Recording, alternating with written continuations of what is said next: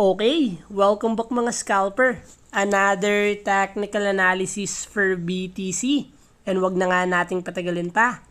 Daily time frame is nag-close ng green candle but forming inverted pin bar. So yung BTC is lumipad kahapon but nagkaroon tayo ng rejection and still nag-close pa rin ng inverted pin bar.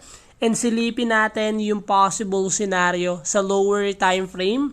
So yesterday, yung technical analysis natin forming symmetrical triangle. Nung nagkaroon ng breakout, dumiretso yung BTC paakyat.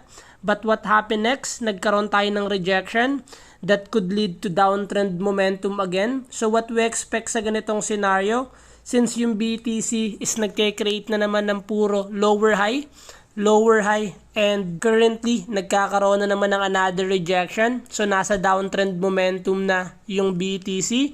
And meron tayong support area here.